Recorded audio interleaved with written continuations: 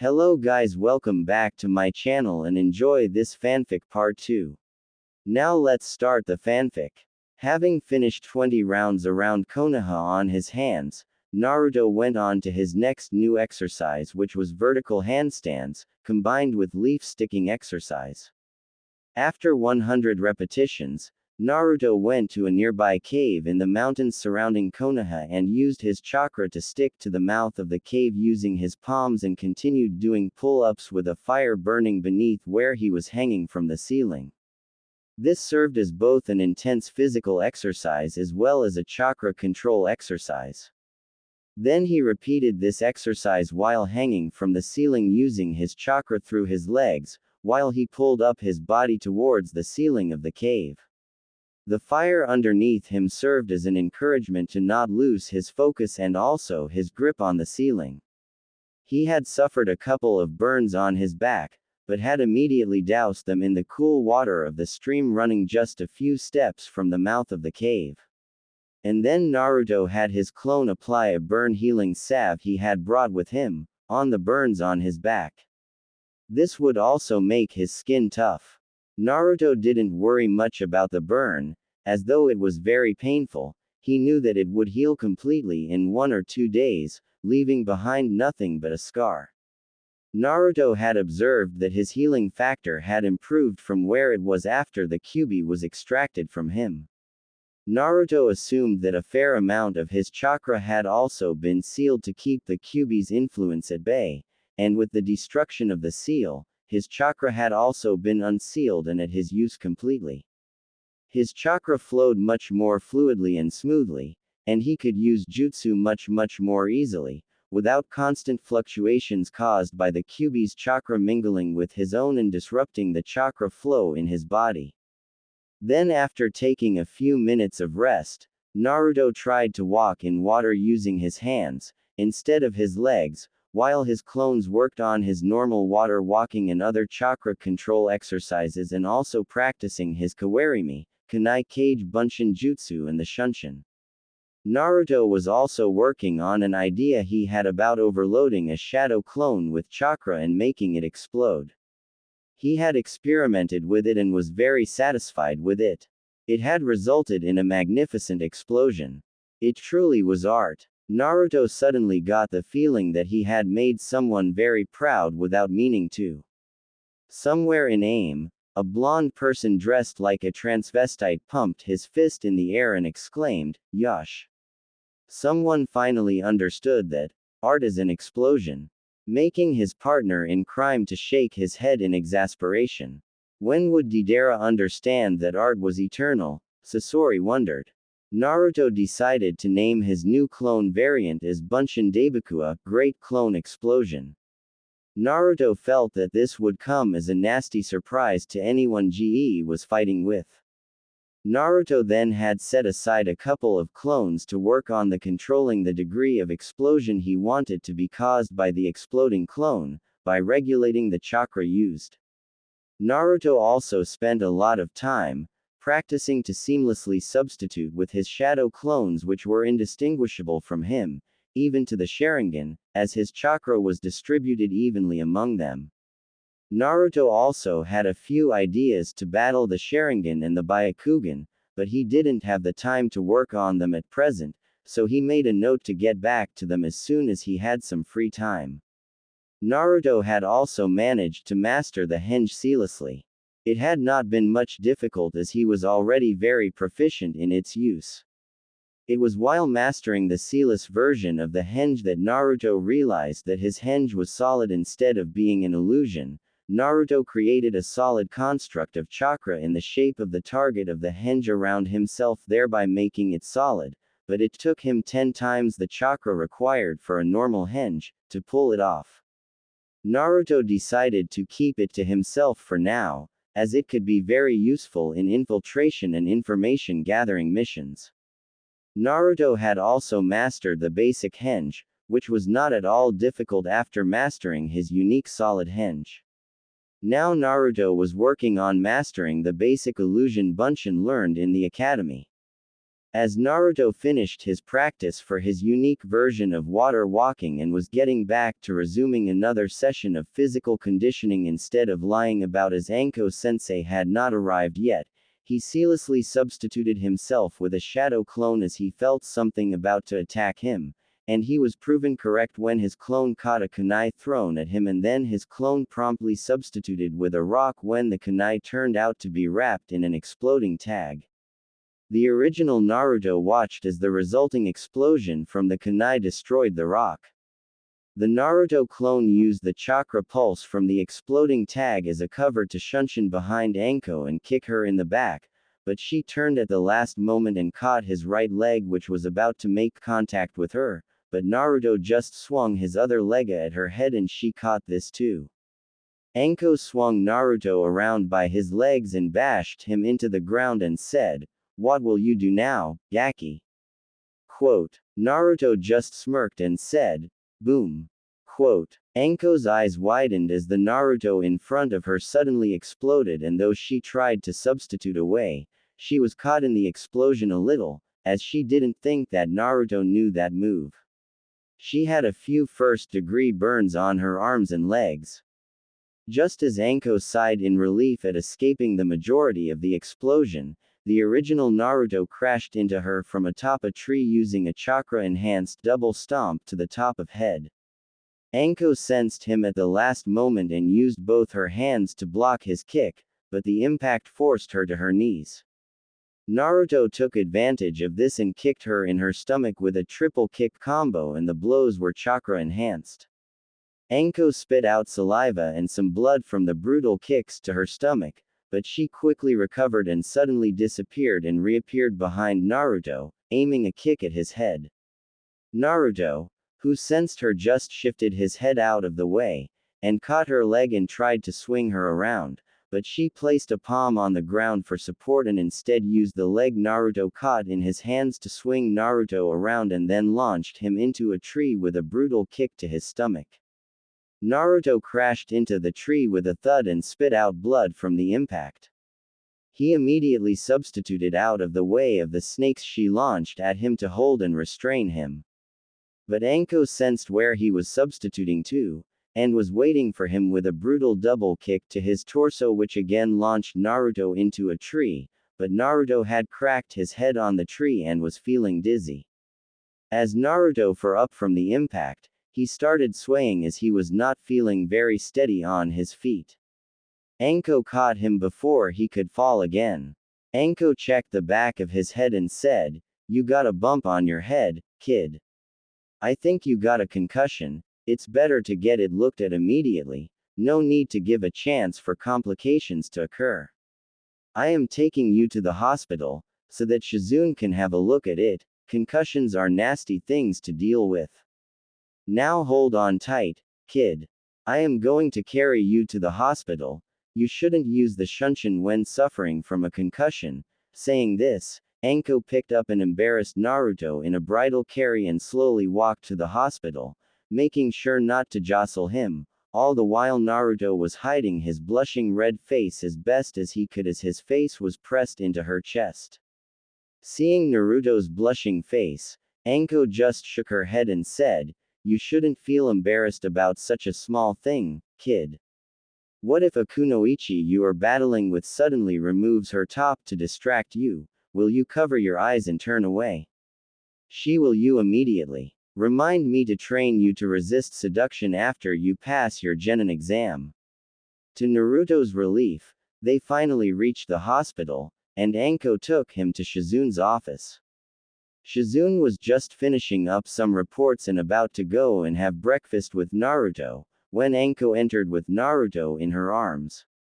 Shizune immediately got up and took Naruto from her arms and placed him on the bed in her room.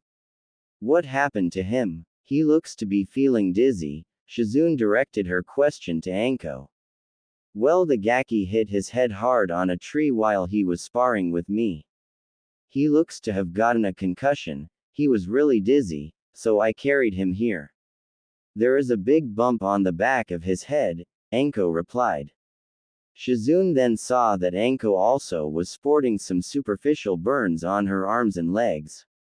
How did you get injured? Shizune asked, pointing to Anko's injuries. Oh, these. The Gaki got me by surprise. He used the exploding clone technique, and it caught me by surprise. By the way, I didn't know that you were going to teach him the exploding clone. Anko asked. What are you talking about? I didn't teach him the exploding clone. Even I didn't know that he knew the exploding clone technique. My guess is that Tsunade-sama taught him. She is the only one who could have taught him other than the both of us.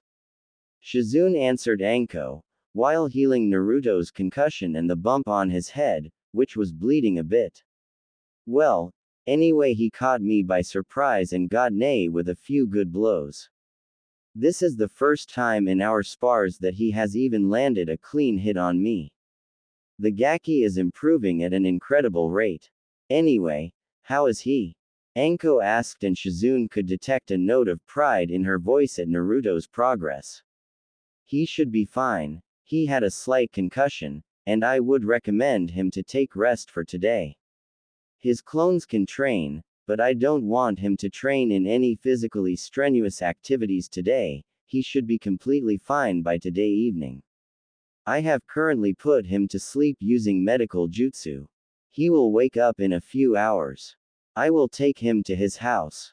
You can direct his clones on what to train in and then take the day off, Shizune said to Anko. Anko just nodded in agreement and leapt out of the window to take some rest at her home as all three of her friends, Kuranai, Yugao and Hana, were out on missions. She decided to give Naruto's shadow clones in Training Ground 43 some tips on training before heading off. Meanwhile, Shizune had a shadow clone of hers take Naruto to his house and keep watch over him, while he slept. A few hours later, Senju compound. With a tired groan, Naruto gradually opened his eyes and got up from his bed. He stretched his hands above his head and stretched his body till he heard a satisfying crack of his spine rearranging itself. The last thing he remembered was Anko taking him to the hospital and Shizune Nichan healing him. Now, he felt much better. He was no longer dizzy and he no longer felt any bump on the back of his head. Ash tried to feel for it with his fingers. Naruto was brought out of his musings by Shizune Nichan entering his room. She checked over Naruto's condition and said, "You are fine, Naruto. But I don't want you to do anything physically taxing today. You can work on your studies and chakra control training. Now I am going to dispel, as I am a shadow clone." Quote. Naruto nodded his head in understanding, as Shizune Nichan glared at him when he tried to protest that he fit enough to do physical training. Well, what Shizune Nichan said was better than full bed rest. I would have gone stir crazy. I guess that I can create a few shadow clones to work on chakra control training by sticking stones of various sizes and leaves to stick to various parts of his body. This will be much more difficult, as the different stones and leaves will have different weights and hence require different amounts of chakra to stick to various parts of his body at the same time. While that is going on, I can work on some fuinjutsu ideas I had, Naruto thought. Naruto created 5 shadow clones with but a thought, and 5 shadow clones appeared in a burst of smoke, which Naruto assumed was just excess chakra used in the jutsu, and Naruto was working on eliminating the smoke. But Naruto had a feeling that he would need to master more complex chakra control exercises before he could eliminate all the excess chakra he was putting into his jutsu. But he knew that would come with time and practice. Deciding to stop wasting time, Naruto directed the 5 shadow clones to work on mastering the new chakra control exercise he had thought of. As they left to work on their task, Naruto pulled out the book in which he worked on his fuinjutsu designs, and started to write down his idea for an artificial supplementary chakra and neural network which would help tremendously with his chakra control and also massively increase his reaction speed and reflexes, which were 2 very important components for the development of any shinobi.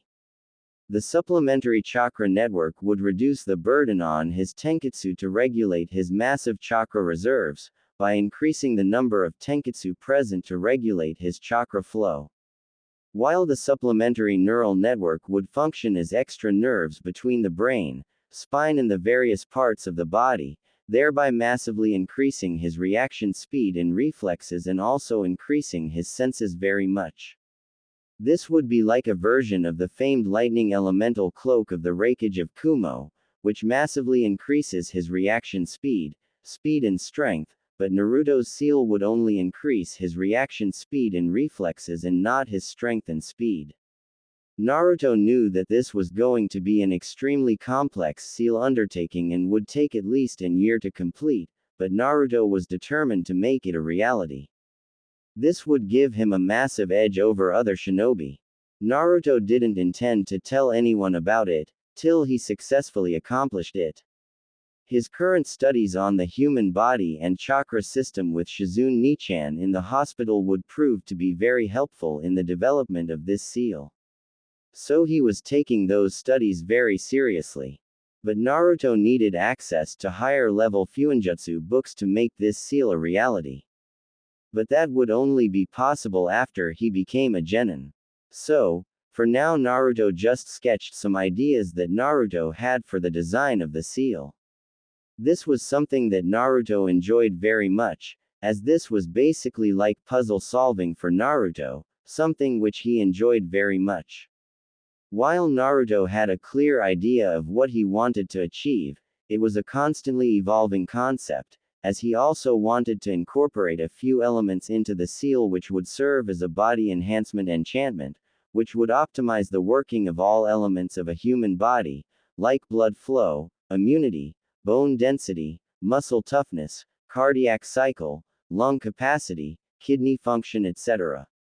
For all that to be possible, Naruto would have to have a thorough understanding of a human body. So, Naruto decided to send a few shadow clones to the hospital every day after becoming a genin, to work on dead bodies in the morgue and also increase his skill in medical jutsu, which Shizune promised to teach him after he became a genin. And the rest of the day progressed in a similar fashion.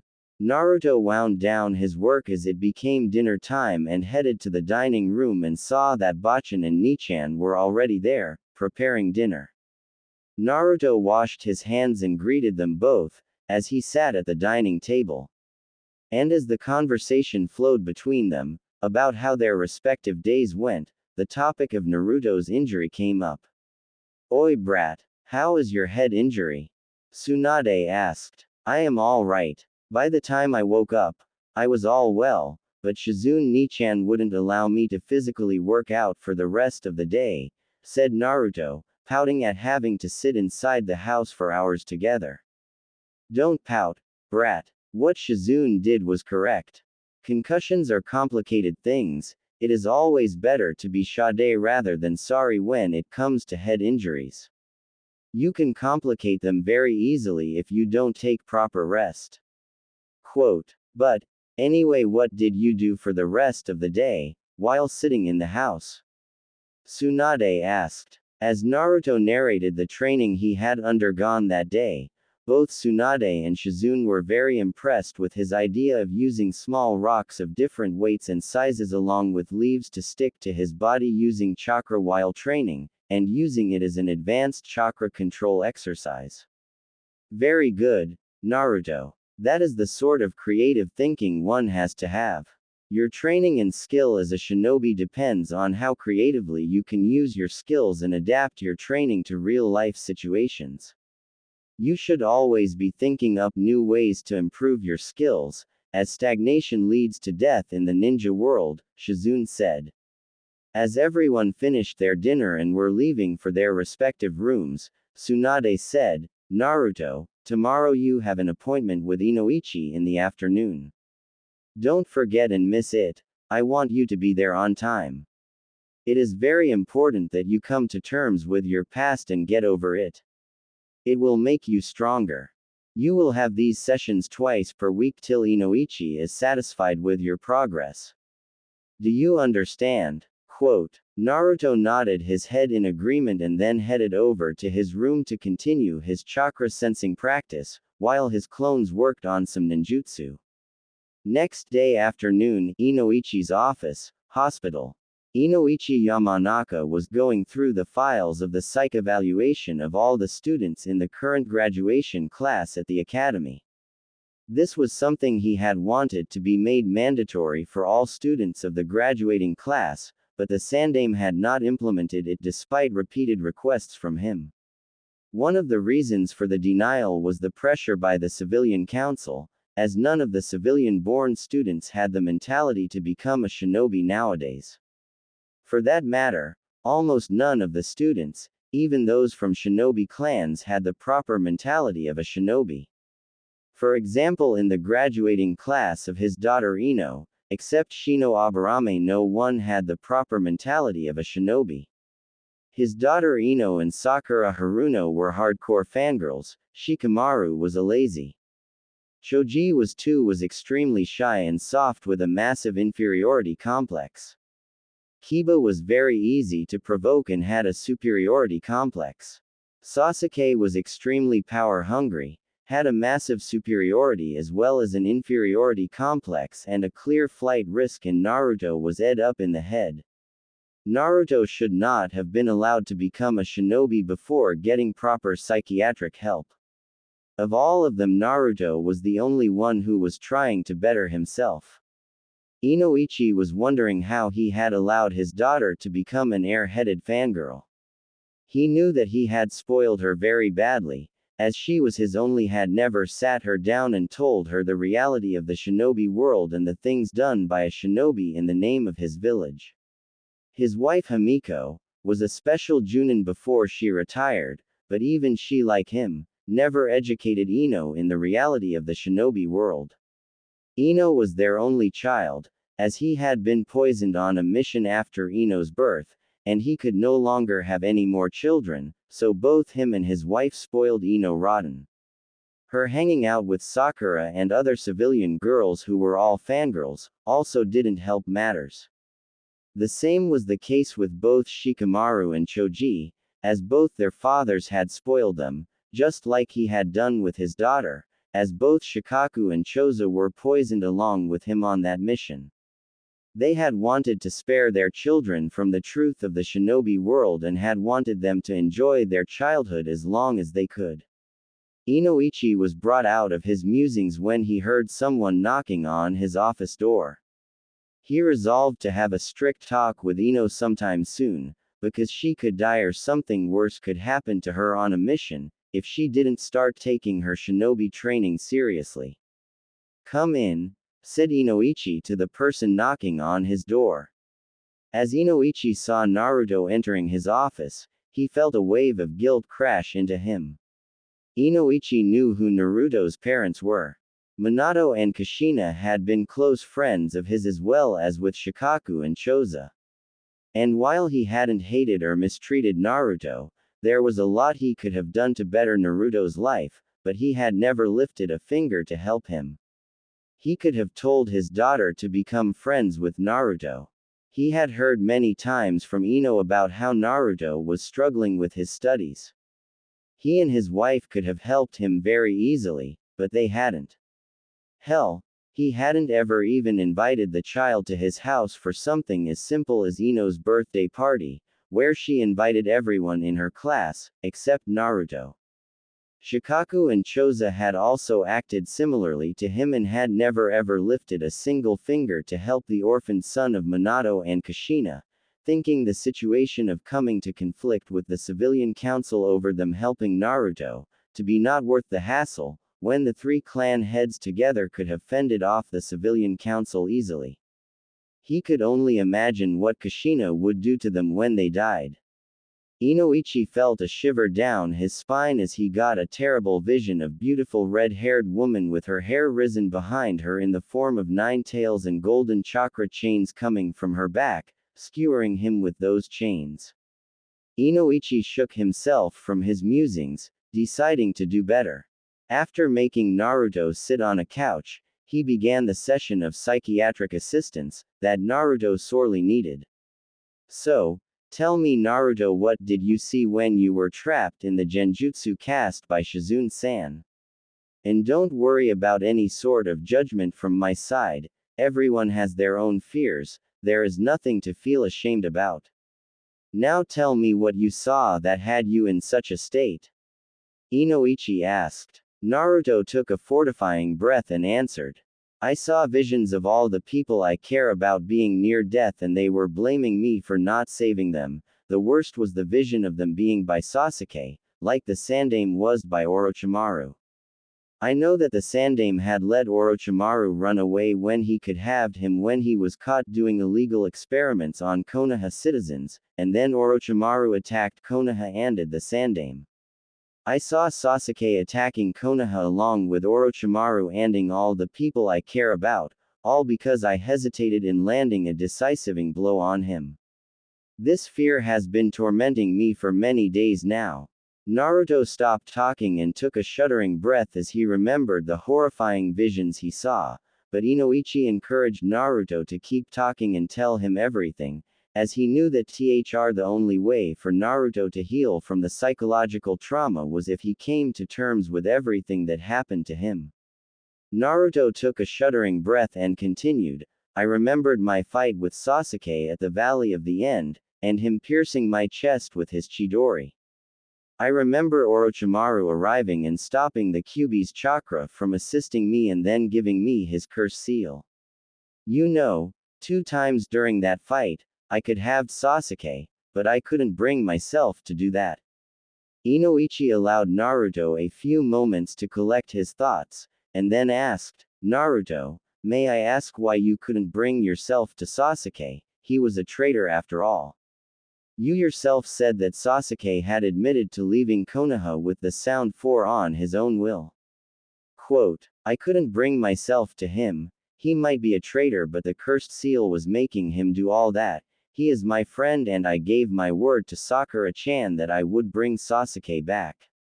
What sort of a Hokage would I be if I can't even save one friend, huh? I gave my word to Sakura-chan and Naruto Uzumaki doesn't go back on his word, Naruto said stubbornly. Inoichi just shook his head in exasperation and said, First, the cursed seal doesn't make anyone do something they don't want to. It just whispers promises of power to you. Your sensei Anko has a cursed seal on her. You don't see her betraying the village and thrusting a lightning-covered fist through her friend's chest, do you? Sasuke left because he wanted power. He would do anything for power, even his own teammates. And you were never a friend to him. What even makes you think that you were his friend, Naruto? Quote, did he ever help you? Did he ever congratulate you when you achieved anything before him? Or did he just get jealous? If you call someone whoedu twice, a friend, then who do you call an enemy, Naruto? Sasuke will do anything for the power to his brother, even destroy Konoha, which means the destruction of all your precious people. What will you do then? Will you still call Sasuke a friend and say that he is just misguided? Quote, in Naruto, you earlier asked what kind of Hokage you would be if you didn't save a single friend. For your information, being a Hokage doesn't mean that you save a person who is traitor, whom you consider to be a friend. A Hokage has to send people out on missions that he knows they want return from, sometimes that even includes people whom he considers friends or family. A Hokage has to put the village above anything else, even his family. The Sandame made the same mistake with Orochimaru, that you are making with Sasuke. Open your eyes, Naruto. Sasuke was never your friend. Konoha gave him everything he wanted. Your Junin sensei Kakashi neglected you and only trained Sasuke. He trained him in taijutsu, the use of his Sharingan, fire-style ninjutsu, the Chidori etc. He was treated like a prince by the villagers. Even all that didn't prevent him from betraying Konoha at the first opportunity he got. Naruto, you and Anko were treated like shit by the villagers for no fault of your own. But you both laid your life on the line many times for these same villagers who mistreated you. You never retaliated against them. And despite all the bad treatment meted out to you, you both never betrayed Konoha. Think Naruto, is this the sort of person you want as a friend, someone who woods you without a second thought in his quest for power and vengeance? Don't waste your life in the pursuit to redeem him, Naruto. He is not worth wasting your life on. And Naruto, think before you answer my questions. I have noticed that you have an annoying tendency of shouting out your opinions. Take it from me, you should always think about the words you want to speak and their consequences, before speaking them aloud. And also remember that people don't like those who shout out their opinions and thoughts. Talk slowly and concisely. Raising your voice never serves any purpose. Naruto opened his mouth to vehemently protest Inoichi's comments about Sasuke, but immediately shut his mouth as he engaged his brain and thought about all the things Inoichi had said, and he hated himself for admitting it, but he couldn't find anything wrong with what was said. As much as he wanted to defend Sasuke, the fact was that he was a traitor who had betrayed his village, a village whose people treated him like a prince and where he was handed everything he wanted on a silver platter.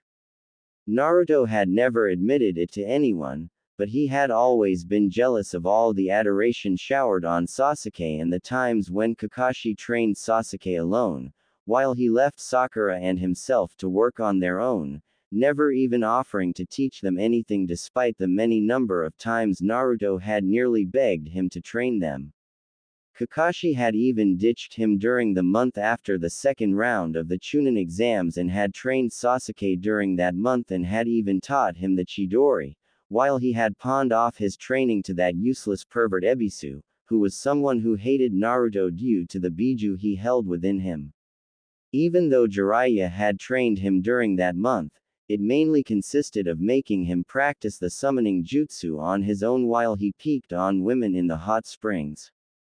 Naruto still remembered the sheer dread he had felt when that pervert Jiraiya had pushed him down that ravine, leaving Naruto with no other option but to summon the boss toad using the Kyuubi's. Had been lucky that the Kyuubi had allowed Naruto to use its chakra, otherwise he would have been flattened on the ravine floor. And Naruto knew that people didn't like his overly loud and boisterous personality, but it had all been a part of his call for attention from people to pay attention to him, just like his pranks were.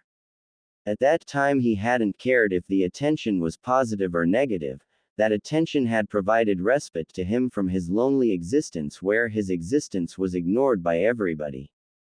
Try as he might, Naruto could not deny the truth in Inoichi-san's words about his relationship with Sasuke, and so he just said sadly, I know that Sasuke never considered me a true friend, but he was the first one among my classmates to even consider me a rival or something of that sort. Even though it was not a healthy relationship, I was content with any sort of relationship I could have. I will try to follow your advice, but it will take me time to cut off all ties with him and consider him just a traitor. You are right, I don't want to repeat the mistake that the old man made with Orochimaru. The next time I meet Sasuke, I will give him exactly one chance to return to Konoha peacefully. If he refuses, then I will treat him like any other traitor and I will put him down. Quote. Good, Naruto. You are using your brain. It is going to be hard trying to think about people you considered friends, however misguided that assumption might be, to be your enemies now, but you need to face the truth and come to terms with it, Inoichi said in a happy tone of voice, as he was happy that Naruto had finally opened his eyes to Sasuke's true character. He was sure that with a little bit of time and the loving care of Shizune and Tsunade-sama, Naruto would get over his fixation on his friendship with Away. Inoichi was thankful for the genjutsu accident the previous day, as it had made Naruto experience all the negative incidents and feelings that he had been suppressing, and now Naruto was taking the words he had been telling him for the past few sessions, more seriously. Now let's wrap up this session for now. We will continue day after tomorrow. And Naruto, keep in mind what we discussed in this session, and try to implement them in your life, Inoichi said, as it was time for his next appointment.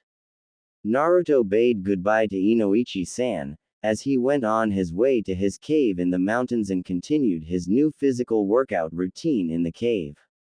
While his clones worked on chakra control exercises, especially the new one he had created recently, of sticking stones and leaves of various sizes and weights to various parts of his body. Naruto had finally perfected walking on water, and now he was making his clones try improvising it by making them try to skate on water using only his chakra, while he sparred with his clones for an on water, so that it became something he could do subconsciously and no longer needed to pay any specific attention in order to be able to walk, run and fight on water. His goal was to be able to fight on water, as well as he could fight on land. 2 days later, Inoichi's office. Naruto was back in Inoichi's office for his session and was waiting for Inoichi to start their session. Truthfully speaking, Naruto was dreading this session as he remembered how the last session went the day before yesterday. He had gotten his whole belief system shook. He was fearing what today's session might entail. He had still not come to terms with his revelations regarding his so-called friendship with Sasuke. Friendship mai? Naruto scoffed internally. Inoichi entered his office and saw Naruto waiting for him. He took a seat and addressed Naruto, saying, "Okay Naruto, you are here, good. Today we will evaluate your relationship with everyone you know. Just like we evaluated your relationship with Sasuke in our previous session."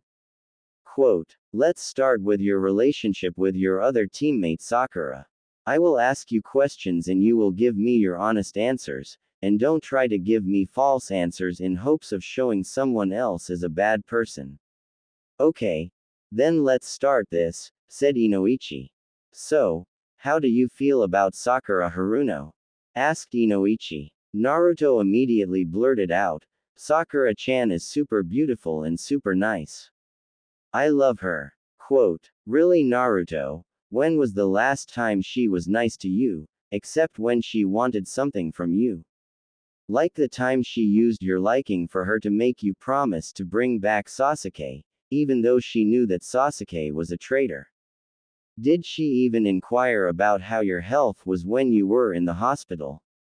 Did she ever congratulate you when you achieved something? Did she ever thank you for helping her or for encouraging her? Answer me truthfully, Naruto," Inoichi asked seriously, as from what he saw, Naruto was basically in an abusive relationship with Team 7, and he wanted Naruto to get out of it. That team itself should never have been constituted. From what he knew, the Sandaime was against the composition of that team, but Kakashi had emotionally blackmailed him into letting him train the last loyal Uchiha and his sensei's son, and among them he had clearly favored the Uchiha, while using Naruto as a stepping stone to keep Sasuke happy and trained him in everything he wanted. And Sakura was the classic definition of an abusive girlfriend, constantly assaulting Naruto whenever he said anything, and only being good to him when she wanted something from him. Inoichi wanted Naruto to realize this truth and cut all ties with Team 7. Naruto put on his thinking face and thought over all his interactions with Sakura since their time in the academy and realized to his horror, that he had deluded himself into thinking that Sakura was even his friend. She had never even treated him like a human being. Choking back a sob, Naruto said, "You are right Inoichi-san. Sakura was never good to me.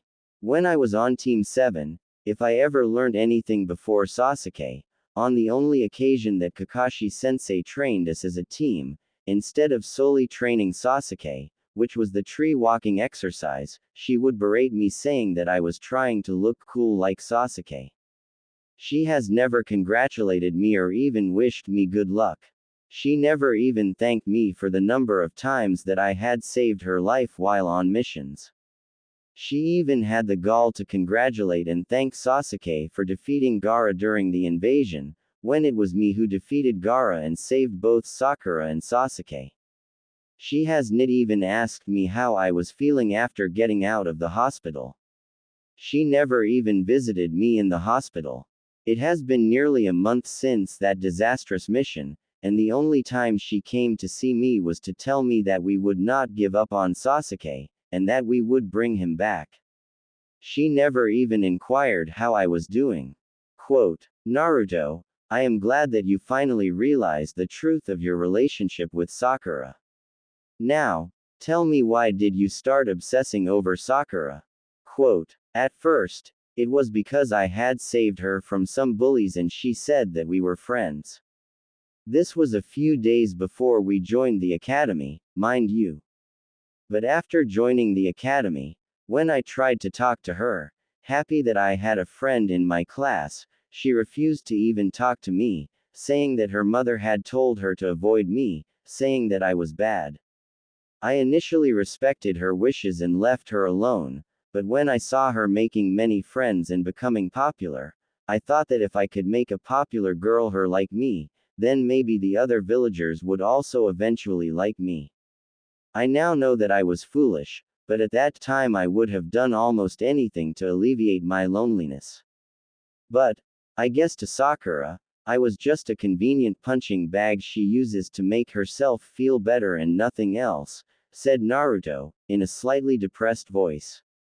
Inoichi nodded his head in understanding and said, now, let us talk about your Junin sensei, Kakashi.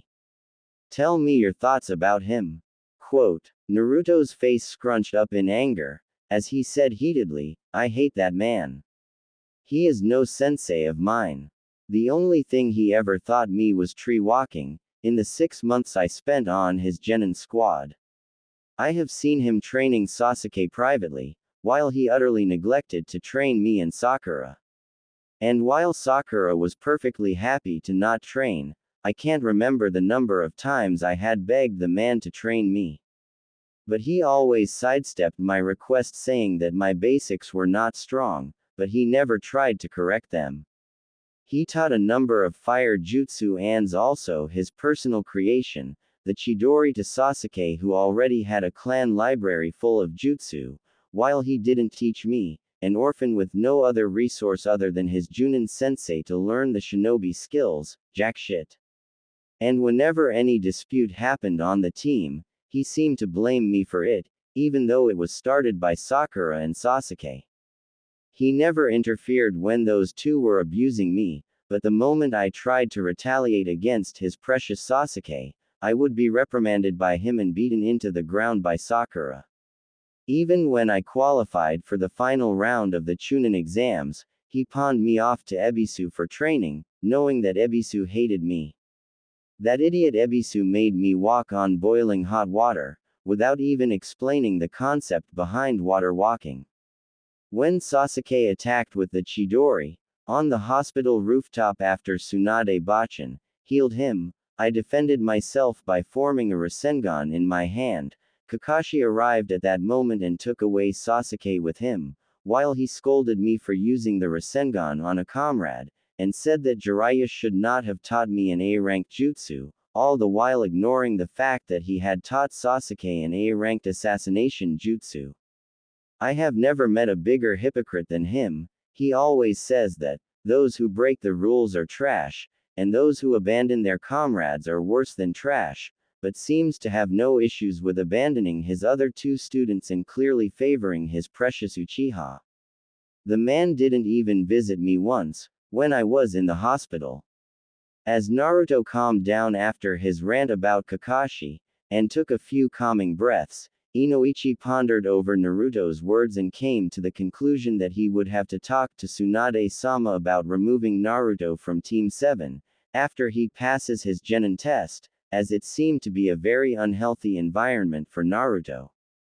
Inoichi was sad to see that he was right when he recommended to the Sandaime about the disaster waiting to happen, that was the composition of Team 7 and Kakashi not being suitable to be a Junin sensei. Okay Naruto, let's talk about your relationship with the Sandaime, now. Describe your relationship with the Sandaime, asked Inoichi. I used to consider him my grandfather in all but blood. I used to think that he also loved me like his own grandson, but I have seen how he treats Konohamaru. What he had for me was not love, but just pity.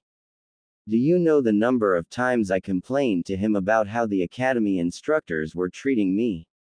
I have lost count. But he never took it seriously, even when I told him that the academy instructors were sabotaging my test scores.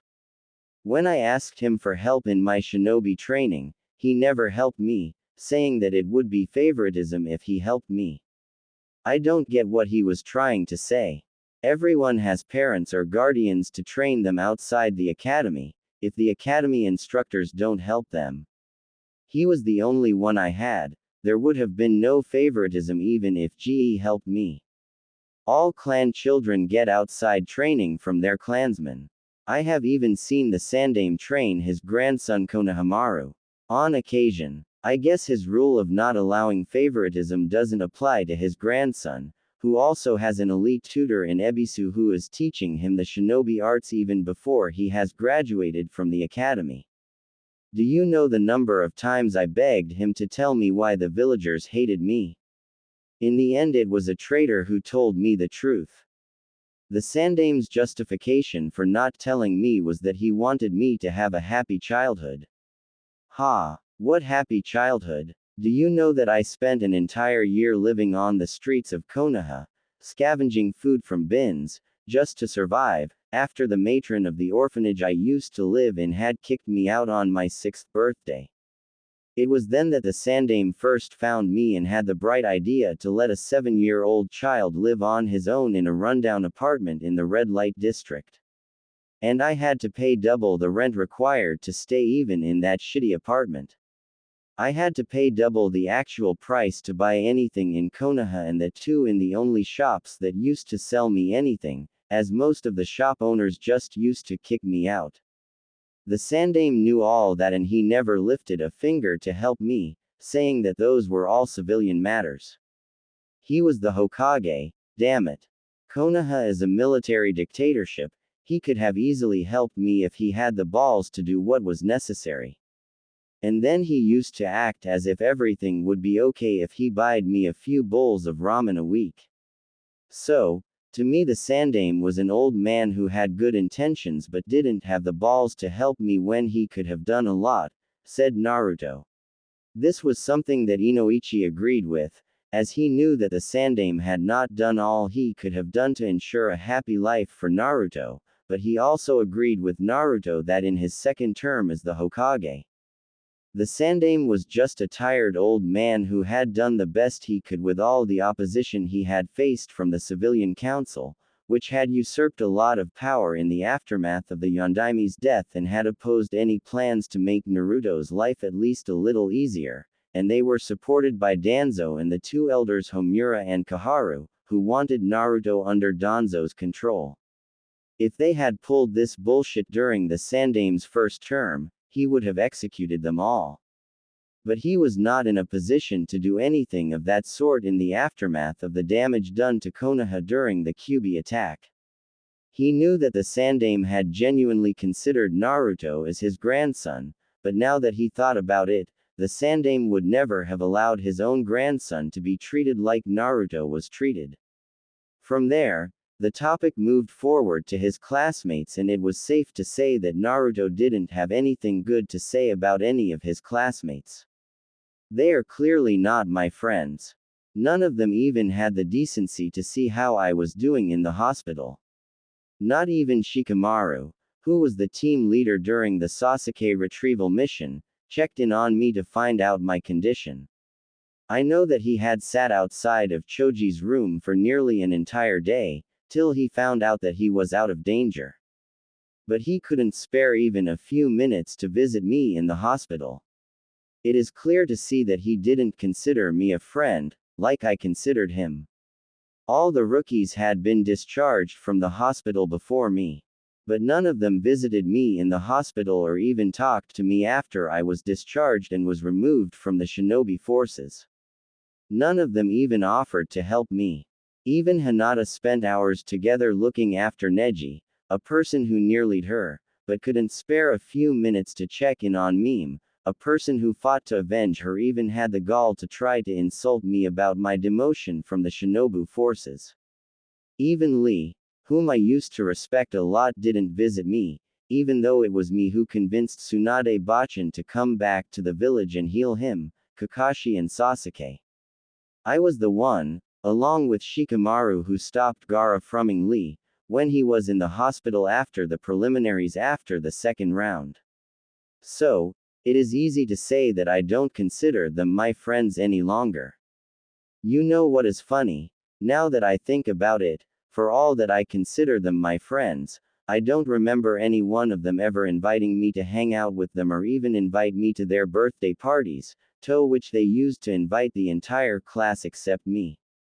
I don't know if it was due to their parents not wanting the Kyuubi Jinchuriki in their house, or if they themselves didn't want my presence at their birthday parties, I don't know.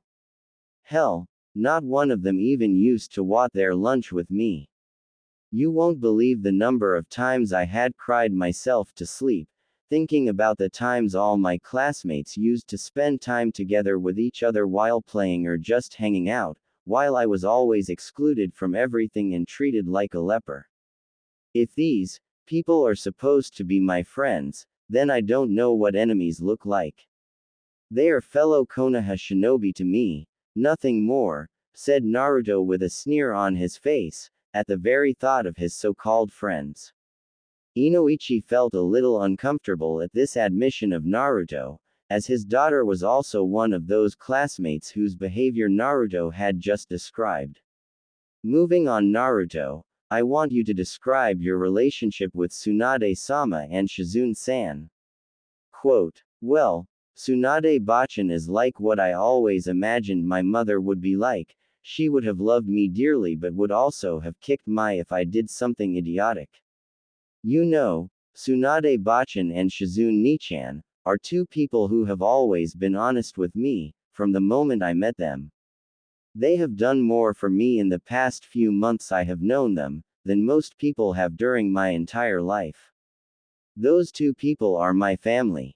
They never had any obligation to help me, but they have helped me in every way that they can.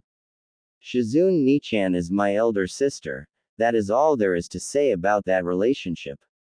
You don't know how much their support meant to me in this time of turmoil, for me. They treat me like an adult, presenting all the available options to me and letting me decide on the things that affect my life. You know, Tsunade Bachan gave me her grandfather, the Shodai Hokage's, necklace, which was worth 2 mountains of gold, just because she believed in me. I think that she is the first person along with Shizune Nichan and Anko Sensei to believe in me to achieve my goals. All the others whom I know always gave me the feeling that they were just humoring me. Basically, according to me, Tsunade Bachan and Shizune Nichan along with Anko Sensei are family. I would do anything for them. Inoichi knew that Naruto would keep his word on that, as he saw that same steely look in his electric blue eyes, that he had seen in the Yondaime's eyes before he headed to a battle. Inoichi knew that Naruto would burn down the world for those three. Who all are the other people whom you consider close to you, Naruto? Describe your relationship with them to me. Quote, the only two other people whom I consider close to me are Tsuki Ojisan and Ayame Nichan of the Ichiraku ramen stall. They found me one day when I was living on the streets and trying to search for food in a bin behind their stall. Ayame Nichan bathed me and fed me. Even though they lost a few customers because I came to their stall to eat, they still fed me free of cost for nearly 6 months.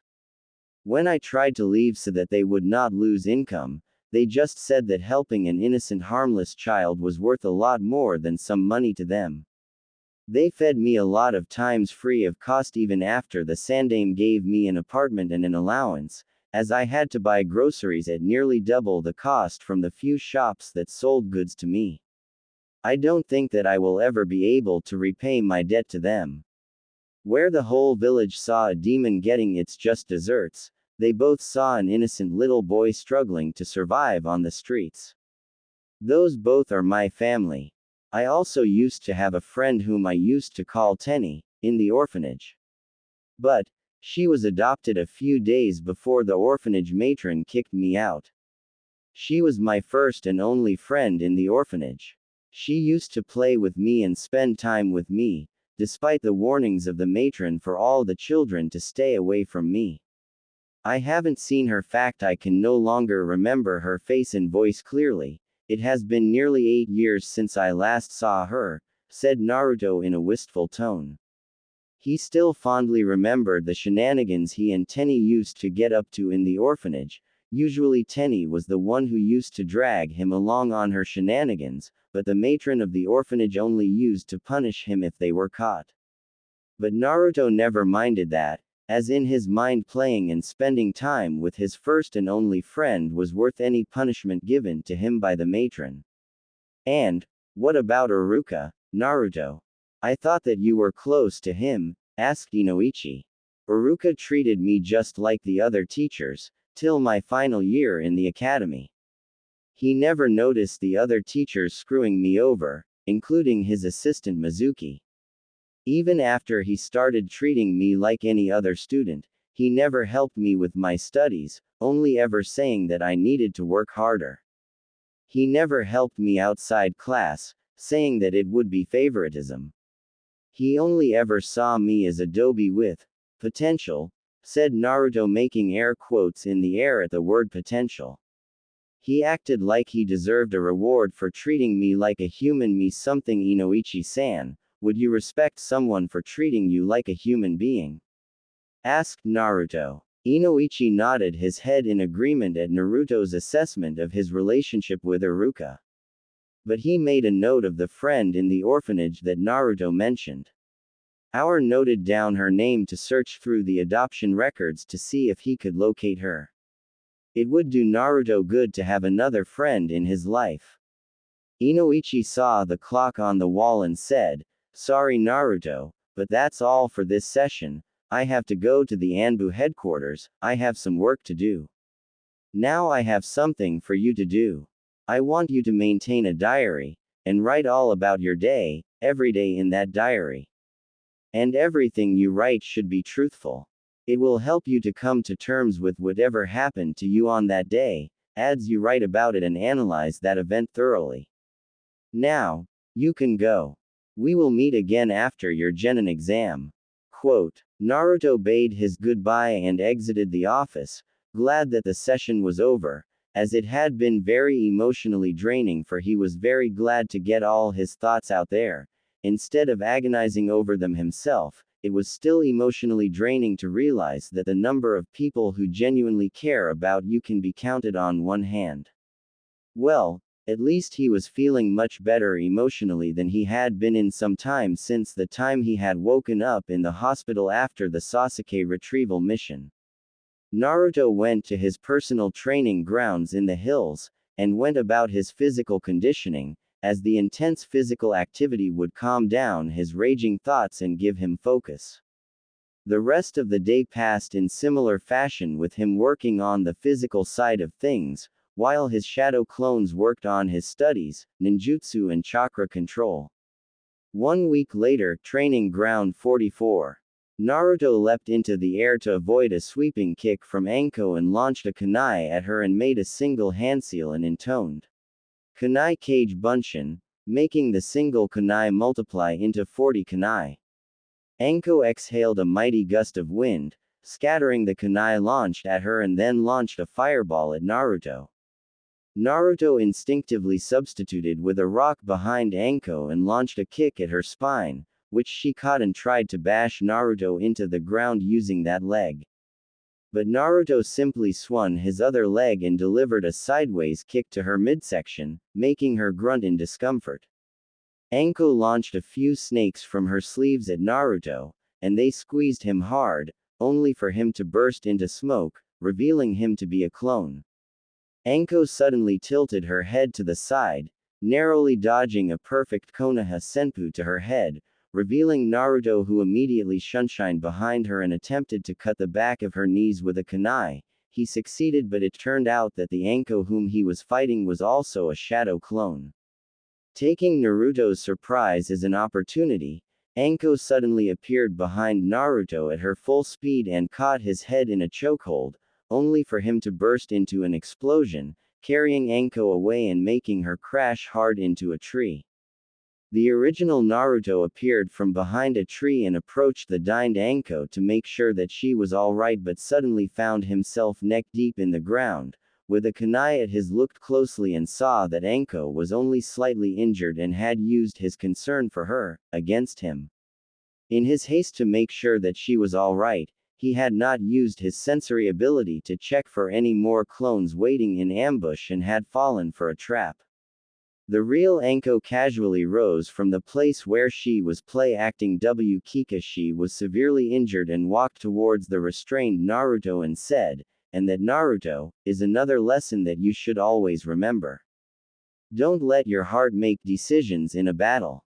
Never take anything you see in a shinobi battle to be truth, always double-check everything. Now, let's get you out of the earth." Quote. After pulling him out of the earth, Anko observed him and said, "Good going, Gaki. You were defeated handily, but you still didn't suffer from a single injury. I am impressed, so I am going to teach you a simple jutsu, the Kanashibari Jutsu, which temporarily paralyzes your opponent when you activate this jutsu while making eye contact with your enemy. This is a D-rank jutsu in its basic form, but the effectiveness of the technique depends on your chakra reserves and how much chakra you use. This jutsu revolves around the concept of impressing your chakra reserves over that of your opponent, making him paralyzed. This is a very useful jutsu, and while using on higher-ranked opponents, even if you could only paralyze him for a single second, that is all the time you need to an opponent in a shinobi battle, as a shinobi battle is all about speed. 1 second of carelessness leads to death. I want you to master this jutsu before the remaining week before your genin exam is over. We will also be working on training you to suppress your chakra signature, something that is very important. Your other fields of training are progressing very well. Your training weighs are at 120 for each leg, which is a very good improvement from where you were 3 weeks ago. You have mastered the kawarimi, the henjin, also the illusion bunshin. Your chakra control is very good for someone with your chakra reserves. Your bukijutsu training is also progressing well. You are able to hit the target with a 100% accuracy for both stationary as well as a moving target. You have mastered the shadow clone jutsu as well as the exploding shadow clone. Your progress with the kunai cage bunshin is also impressive. It is safe to say that you are completely ready to pass your genin exam. Use the next week to make sure that you are in tip-top shape and make sure that all your skills are sharp. Dedicate some shadow clones to practice the Kanashibari Jutsu, as it will come in handy. Quote. 6 days later. 195, 196, 197, 198, 199, 200. With a sigh of relief, Naruto flipped off from the roof, where he was attached via his legs using chakra and doing pull-ups over an open fire. He had finally finished 200 repetitions of each exercise in conditioning routine. He lay there in peace for a few minutes, letting his body rest from the physical exertion. He got up from his prone position on the ground of the cave he had started to use as his training ground and walked towards the small stream which flowed a few feet from the mouth of the cave, and dunked his head in the stream of cold water. The ice-cold water washed away all the exhaustion, and he raised his head from the water and shook it like a dog trying to dry its wet fur. As Naruto put on his clothes, as he had been exercising in just his boxers to avoid making his jumpsuit smell like sweat, he pondered over the progress he had made in the past month. He had increased the weights on his legs to 130 kilograms each. He had mastered all the 3 academy jutsu, now being able to do them without any hand seals and without any chakra wastage, i.e., no chakra smoke was released when the jutsu was used by him. He was still working on refining his use of the kawarimi, as he wanted to be able to replace himself with a kunai, but his chakra control would require further refinement before he could achieve that. He estimated that it would require another month of intensive chakra control training before he could possibly master that skill. He would need to master at least kunai balancing before he could work on that. But he still kept practicing that, but it was taking him too much time to perform such a substitution, so it was not useful in battle, and it was wasting chakra. He had finally managed to form a single Sealess illusion clone. He had also managed to perform the kunai cage bunshin jutsu seamlessly. And Tsunade Bachin had beaten into him to not shout out the name of his jutsu, as it didn't make any difference if you didn't shout out the name of your jutsu, other than alerting your enemy of your next move. Tsunade Bachin had beaten into his head 5 rules of combat, which she called Tsunade's rules of combat. They were: 1. Always attack first. 2. Never let your opponent catch her rhythm in a surrender the initiative to an enemy in a fight. 3. Don't shout out the names of your moves. 4. And don't stand around watching to see if your jutsu worked. Move on to your next move. 5. There is no such thing as overkill in the shinobi world. Naruto had done his best to incorporate those rules during his combat training and spars with his clones as well as with Anko-sensei or even with Shizune Nichan and Tsunade Bachin. Though sparring with Tsunade Bachin was just trying to avoid her mountain-breaking blows, at this point, as he was nowhere near even making Tsunade Bachin take him seriously in a fight. It was basically him trying to avoid getting kicked around. But he vowed to himself that he would defeat her one day.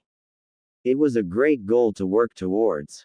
The practice of the Kanashibari Jutsu was also coming along nicely.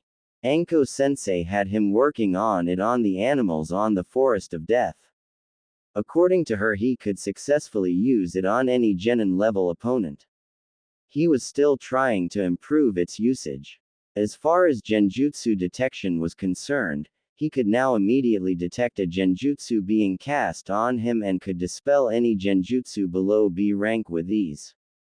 His poison resistance training with Shizune Nichan was also progressing well, according to Shizune Nichan. His sensory range had increased to 400 meters, he could now sense individual chakra signatures and the level and nature of their chakra. Overall, Naruto was very confident in his ability to pass the genin test. Naruto intended to spend today and tomorrow solely on physical conditioning, while his shadow clones worked on revising everything needed for the exam. As Naruto finished his training for the day and was about to depart to his home, he sensed someone entering his training ground, someone whose chakra signature he couldn't recognize. Now this intrigued him, as other than himself, Anko-sensei and Shizune Nichan, no one usually came to this isolated training ground, as it was quite a distance from the village and right next to the dangerous Forest of Death. Curious to see who it was, Naruto waited for them and was surprised to see Tenten, who was Lee's teammate. He had never had much interaction with her, he had never even talked to her. The first time he had seen her was when he saw her fight against Temari in the preliminary round of the Chunin exams. From what he saw, she seemed to specialize in ninja weapons, but unfortunately her matchup was against a wind user. There couldn't have been a worse matchup for her. But she seemed fairly competent to him, and not a useless fangirl like Sakura and Ino. Naruto, who was suppressing his chakra signature, came out of the tree line, from where he was hiding, when he saw that she looked to be searching for something. Well, this is a surprise. I didn't know that anyone other than myself came to this far-flung training ground to train, asked Naruto, taking her by surprise as she hadn't seen him or anyone for that matter, in the training ground, in the few minutes since she had arrived. She immediately threw a couple of kunai at Naruto, on reflex. But she saw Naruto casually dodging her kunai. She was surprised but quickly recovered and said, "Don't surprise me like that. I could have you. Anyway, I am here to see you. I just returned from a month-long diplomatic mission from Kusa. I heard that you were severely injured on a mission. So, I came to check up on you and help you with your preparation for your Genin exam. I owe you one anyway, as you brought back Tsunade-sama, who healed Lee. So, how are you doing? It cannot be easy being almosted by your friend and then being removed from the shinobi forces." Quote. Now, it was Naruto's turn to be surprised. In the past 1 month, not one of his so-called friends, not even his teammate and sensei had come to see him. But here she was, a complete stranger inquiring about his health and well-being, and offering her help, solely due to the fact that he had helped her teammate, whereas that same teammate of hers whom he had helped didn't even have the decency to even thank him. After his status as an ex-demon container had been announced to the village at large, now that the Sandame's law had been repealed, as there was no need for it now, not a single friend of his had even talked to him. Well, I guess there are decent people in my generation, thought Naruto. As Naruto was immersed in his thoughts, he saw that Tenten was still waiting for his answer and decided not to keep her waiting for his response and said, "Yeah, I am fine now. But, it took 2 weeks to make a complete recovery. And as far as preparations for my upcoming Genin exam are concerned, the exams are tomorrow and I have prepared for them, as best as I could, there is nothing more that I cannot do anyway. But, thanks for offering your help anyway. You are the first person other than Tsunade Bachan, Shizune Nichan and Anko Sensei who have even cared to help me. I have not even spoken to even one of my classmates in this past 1 month." Tenten had no idea how to respond to that. She hadn't expected everyone to abandon him after being gravely injured and then having his shinobi license revoked. Hearing that no one had checked up on him, not even his teammate and sensei, had taken her by surprise. She had at least expected Lee to visit and talk to Naruto, to thank him. But it seems that Lee was too busy with his training to get back in shape, to thank the one who brought the person who healed him back to the village. She had expected better from him. From there, they both got into a talk about how their respective teams and Naruto asked, "So how is your team? Has Neji removed that stick lodged up his, and stopped spouting that stupid fate crap?" Quote. Well, for a time he started behaving normally, but after it came out that you were a Jinchuriki, he again started spouting that you had cheated to defeat him, when you were fated to lose at his hands, by using the Biju's chakra and so fate had punished you. So, no, in your words, he hasn't stopped spouting that fate crap. It becomes tiring after a while to listen to all that bullshit, replied Tenten with an exasperated expression on her face. So, your sensei and your pink-haired teammate really didn't visit you? Asked Tenten. No, they didn't. Well, they were always focused on that traitorous Uchiha, to give a damn about me. Kakashi has not thought nay anything but tree walking in the nearly 6 months that I was on his team, said Naruto through gritted teeth, as felt his blood boil whenever T-Seitu were mentioned. Even though Guy Sensei spends most of his time training with Lee or occasionally sparring with Neji, he at least taught me some basic taijutsu. But he doesn't seem to understand that I come from a civilian family, and I don't have access to a clan library like Neji. He has still not taught me a single jutsu. All the weapon skills you saw me using during the Chunin exams, I learned them on my own. But, at least I know that they will have my back when I am in danger, if nothing else, said Tenten in an understanding voice, and squeezing his shoulder in sympathy to his plight. Well, Neji is not the only one bragging about how I only defeated him by using the Kyuubi's chakra. A few days previously, I overheard Kiba bragging about how I was a cheater and how he could have easily defeated me if I didn't have the Kyuubi sealed within me. My chakra control was haywire when I fought him, due to a seal placed on me by Orochimaru, and anyway I didn't even use Kyuubi's chakra in the fight against him, to begin with. I guess he was trying to cover his inadequate skills by blaming someone else, the bloody mutt, said Naruto. And also I don't see what the problem was with me using the Kyuubi's chakra to win, even if let's assume that I did it. No one has any problem with Sasuke using his Sharingan, Neji using his Byakugan or anything else like that. The Kyuubi's chakra was also a tool I had at my disposal and I uses it like any good shinobi. So, I am not going to listen and take into account the insinuations and complaints of sore losers, said Naruto with a firm voice, as he had made a commitment to himself to never again let the fear of someone's judgment or perception affect his behavior or his actions. Well, anyway I think it is time for me to go home, as I want to turn in early today and have a full night's sleep before tomorrow's exam. So, if you will excuse me, I will be on my way. And again thank you for your concern about my health and your offer to help me train. I wouldn't mind sparring with you occasionally, if you don't mind. Asked Naruto. Well, it's okay then. Good luck, Naruto, said Tenten. Thank you, Tenten. TT Ibeo. Exclaimed Naruto, and then shut his mouth in embarrassment. He had been trying to get rid of his verbal tic, but it kept popping up at the most inopportune moments. Tenten, who was about to walk away, suddenly froze in shock. There was only one person she knew who had such a verbal tic, and she hadn't met him or even talked to him in nearly 7 years. She hadn't known what had happened to him. She had nightmares of her first friend being in the sound invasion. She could no longer recall what his face looked like, it had been too many years, but she still remembered his weird verbal tic she used to tease him about, and the whisker marks on his cheeks, which if she looked very carefully, could be found on Naruto's face.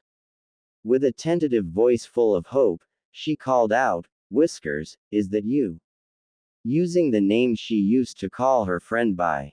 Now, it was Naruto's turn to be shocked, only one person had ever called him that.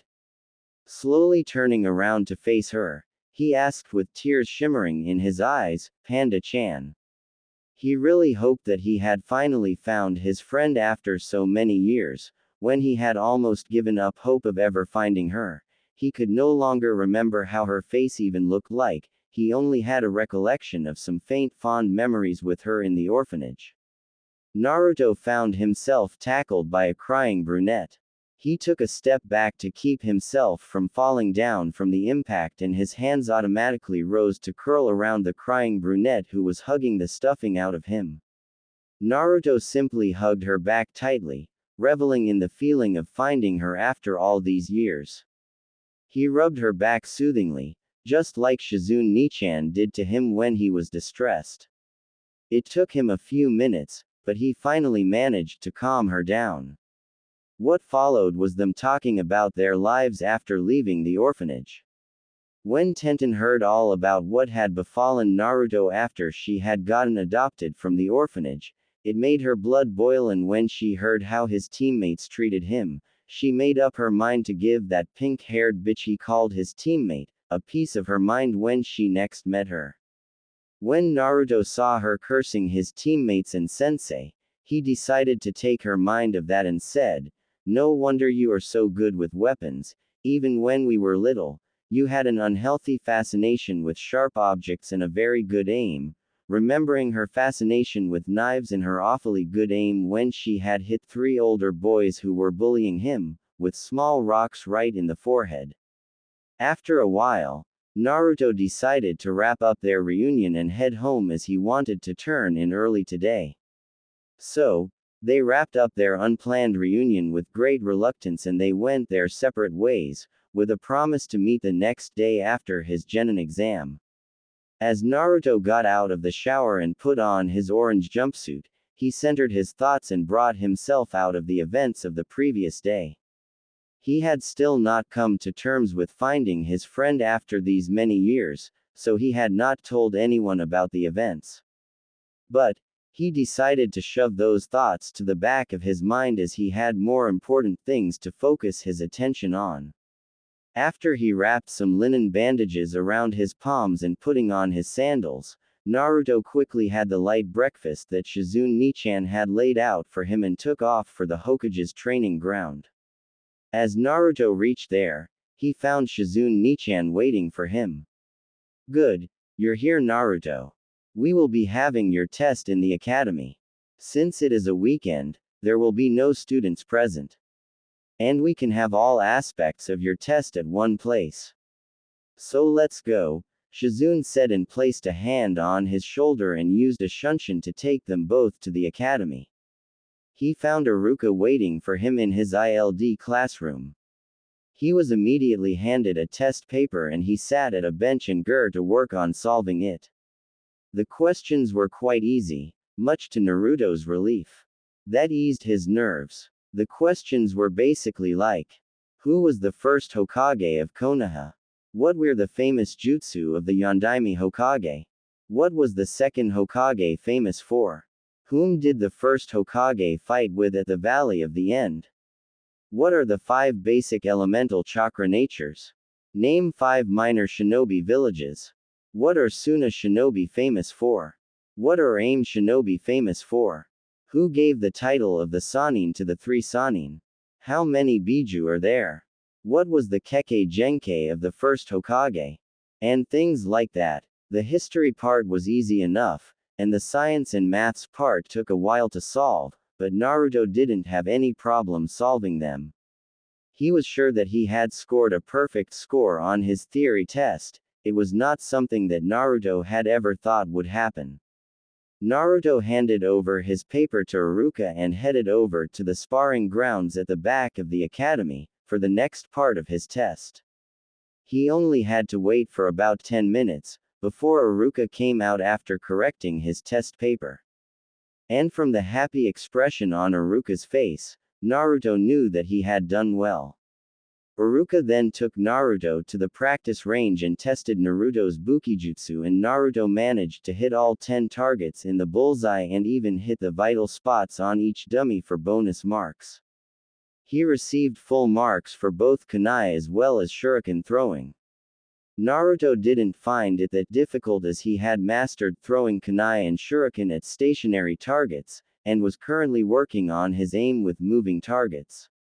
Naruto had found that he had a talent for kunai throwing and wielding dual kunai to fight, but Naruto wanted to learn kenjutsu as it would give him additional reach in a fight and would give a lethal edge to his fighting style. He quickly shoved that idea to the back of his mind, making a mental note to ask Tenten's help in learning kenjutsu. After grading Naruto's Bukijutsu, Iruka quickly told Naruto to get inside the sparring arena, and said, "Well, Naruto, in this round you have to last 5 minutes in the ring with me or knock me out or push me out of the ring. So, get ready and remember that the fight will be strictly taijutsu." Naruto quickly deactivated his chakra weights and stretched his body a little and got into the sparring ring. Shizune Nichan was refereeing the fight while using a stopwatch to record the duration of the fight. As soon as Shizune Nichan whistled sharply, indicating the start of the fight, Naruto immediately blitzed towards Iruka with his full speed, taking him by surprise, as he had not expected Naruto to improve by so much in just a month. Nevertheless, Iruka just managed to block Naruto's kick to his midsection with his forearm, but Naruto just used it as leverage to kick out at his head with his other leg. As Iruka brought his other forearm to block the kick to his head, Naruto kicked off the forearm and backflipped in the air to get some distance between himself and Iruka, before he dashed towards Iruka and delivered a 3-punch combo to his chest, which were blocked as well by Iruka.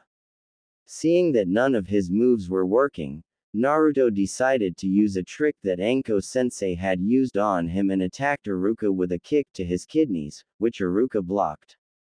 Naruto tried to land a rising kick with his left leg, and as Iruka raised his hand to block a kick to his face, as he assumed that was where Naruto was aiming, as Naruto had used the same move at the start of the fight. But Naruto just smirked and changed the direction of the kick, hitting Iruka hard in his gonads. As Iruka collapsed to the ground, crying out in agony as he clutched his crotch, Naruto immediately blurred forward and chopped him the back of his neck, rendering him unconscious. Shizune, who was refereeing the fight, had to hold back a cringe when she saw Naruto's brutal kick to Iruka's crotch. She had an idea of where Naruto had learned that move. Shizune raised a hand and whistled to signify the end of the fight, when Naruto rendered Iruka unconscious. "Shusa, Uzumaki Naruto," she announced loudly and then moved to heal Iruka. As Iruka regained consciousness, he found that the pain in his balls had subsided. He thanked Shizune-san and addressed Naruto saying, "Good Naruto, you defeated me in approximately 1.5 minutes. Now it is time for your ninjutsu exam. I want you to demonstrate the henge first." Naruto quickly complied, and with a shimmer of air, Naruto's form was replaced with that of Tsunade Bachin.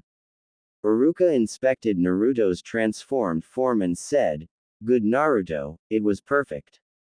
And you did without the use of any hand seals, and no chakra smoke. Now I want you to demonstrate your use of the Kawarimi."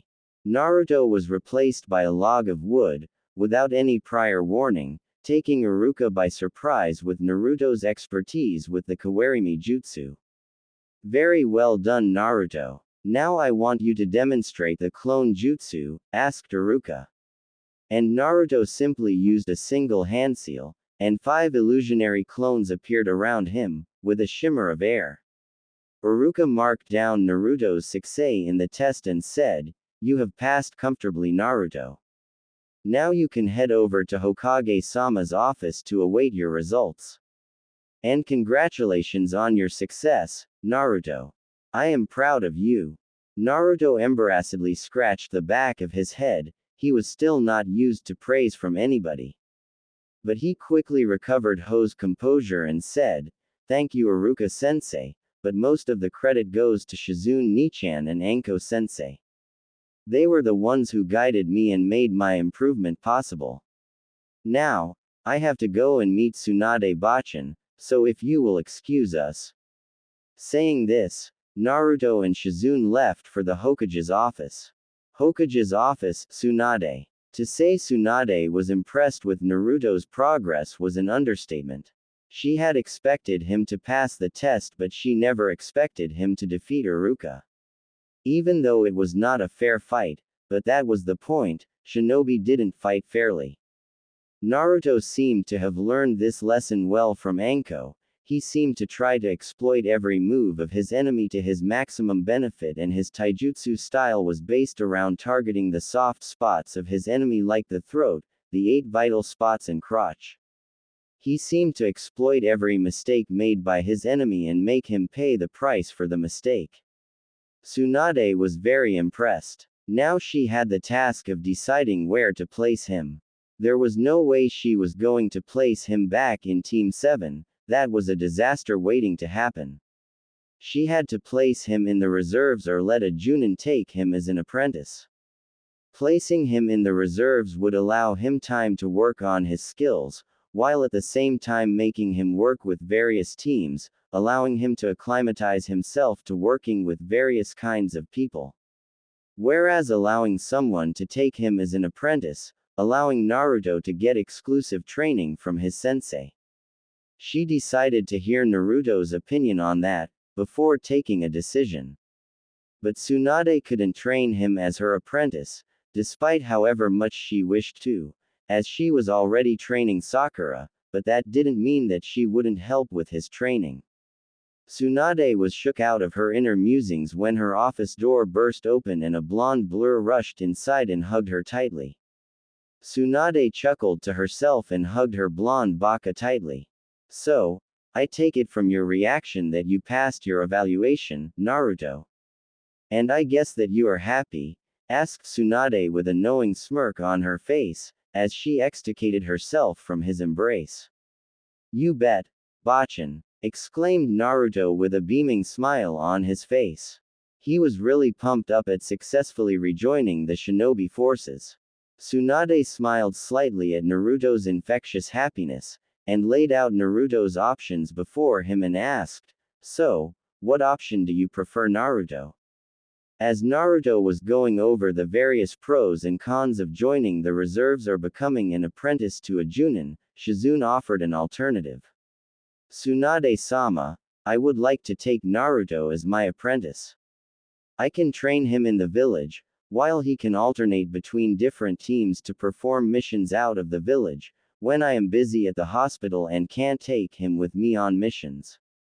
That way he will get both training as well experience working with different shinobi with varying skill sets," asked Shizune in a hopeful voice, as she really wanted to take Naruto as her apprentice.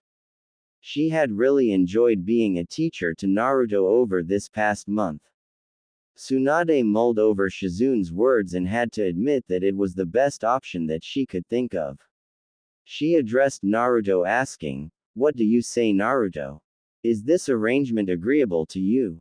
Naruto readily agreed as he would love to become an apprentice to Shizune Nichan, as she was very patient and explained everything to him without becoming irritated with him when he didn't get something. With the agreement of all the parties involved, Tsunade filled in all the documents required to approve a new apprenticeship and took Naruto's and Shizune's signature and then stamped the document with the Hokage's seal of approval, making the apprenticeship official. Before dismissing Naruto, Tsunade reached into a secret compartment of her desk and took out her grandfather's necklace and Naruto's old shinobi headband. "Here, Naruto, I have kept them safe for you. You have definitely earned them," said Tsunade, as she handed them back to Naruto. Naruto was sorely tempted to accept them, but he had decided on something and was adamant on sticking to it. Naruto answered in the negative, saying, "Bachan, I want to get a new headband, not Iruka-sensei's old one, and I will accept your necklace only after I am at least Junin level, as I now know the value of it and I am not in a position to defend it if someone tries to take it from me. So, I want you to give it to me when I earn a promotion to Junin." Tsunade was a little disappointed on hearing Naruto's decision, but was ultimately proud of him for thinking about the consequences of his actions. While she wanted him to wear her necklace, she had to agree with Naruto on its massive value and him not being in a position to defend himself if someone outside the village tried to steal it from him or even try to him for it. Tsunade didn't respond for a few moments, but finally smiled and said, "I am happy that you are thinking about the consequences of your actions. I agree with you and I will give my necklace to you when you become a Junin.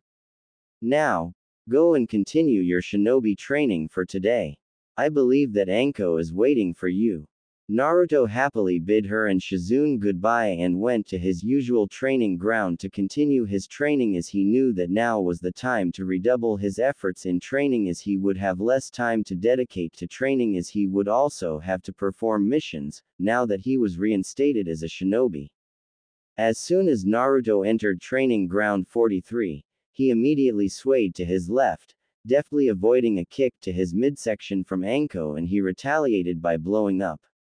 As Naruto emerged from the treeline he was hiding in, the moment he sensed Anko, he suddenly found a kunai at his neck and Anko draped all over his back. But the Naruto in her hold just shimmered to reveal a log he had substituted with.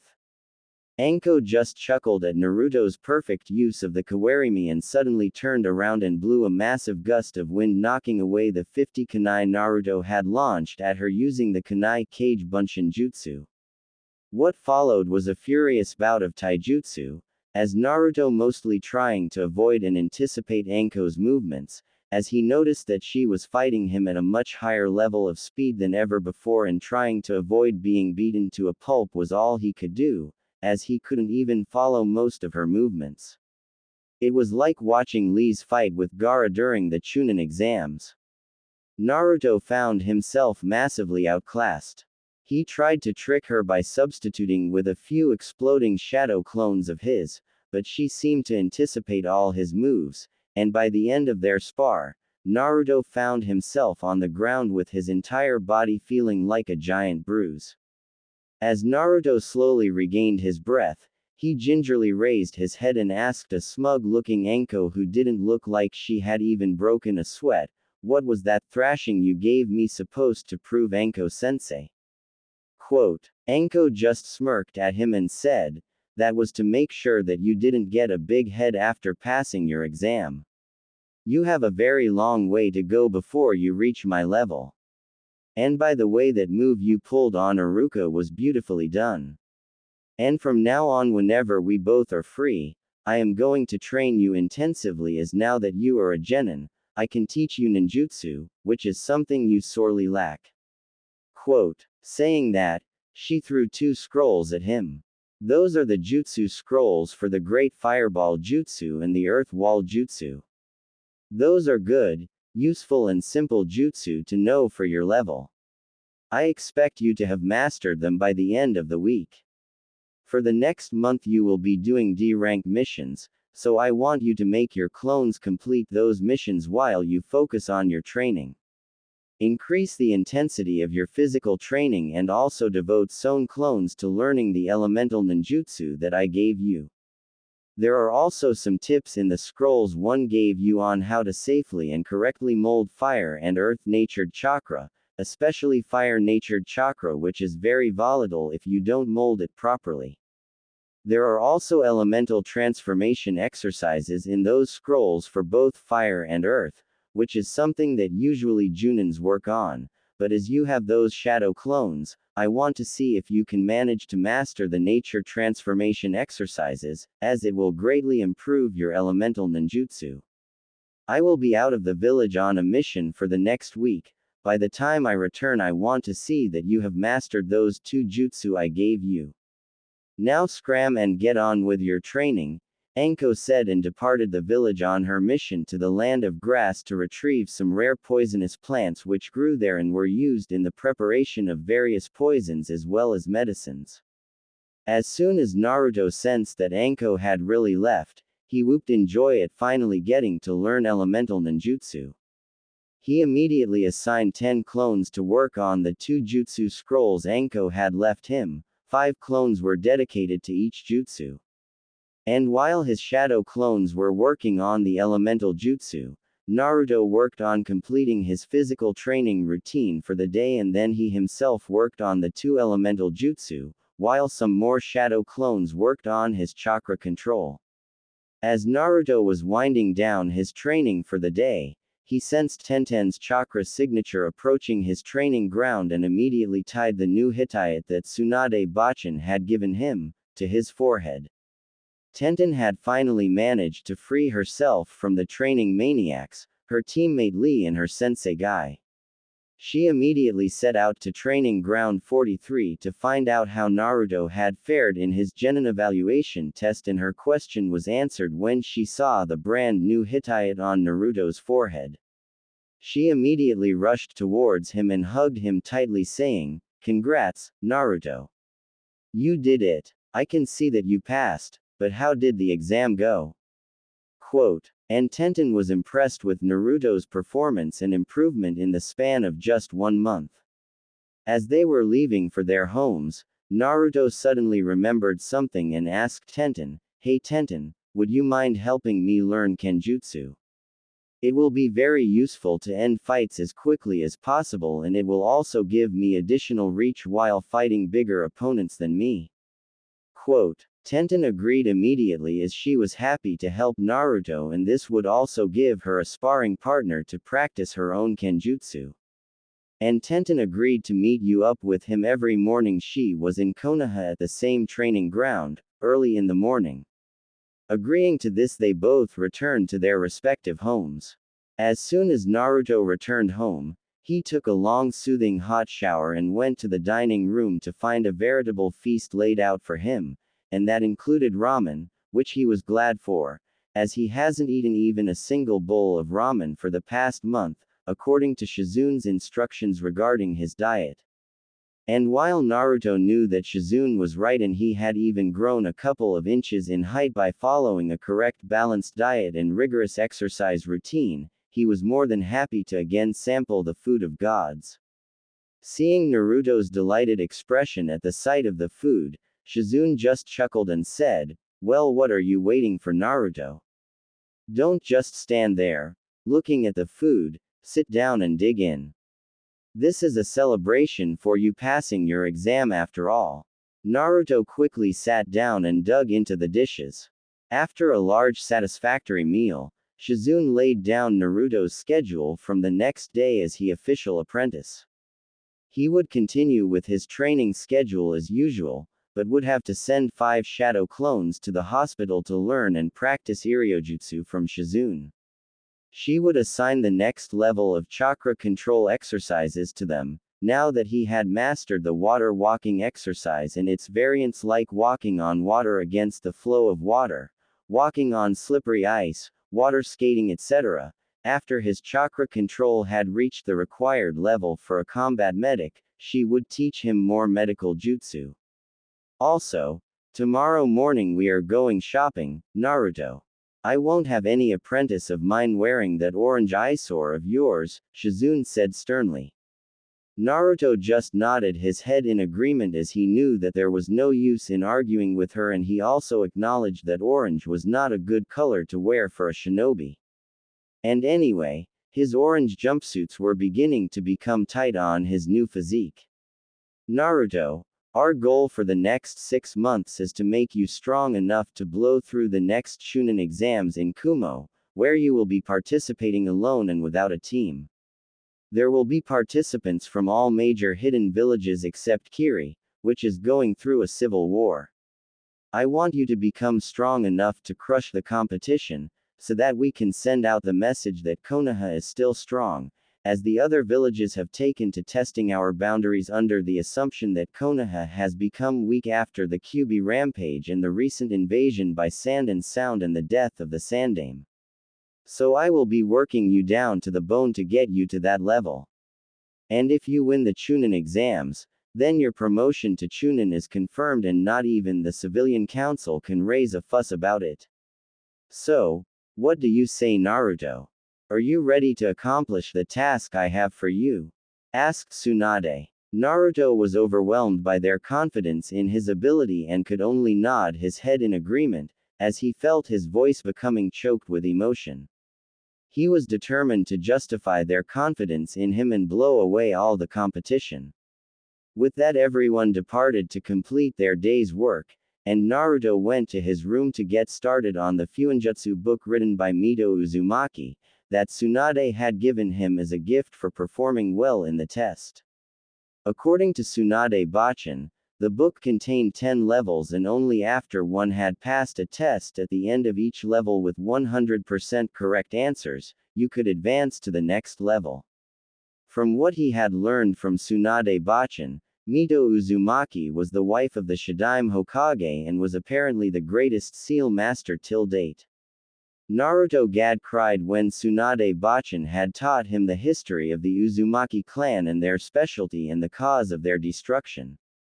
But Tsunade and Shizune had consoled him as he cried for the family that he had never known and had lost.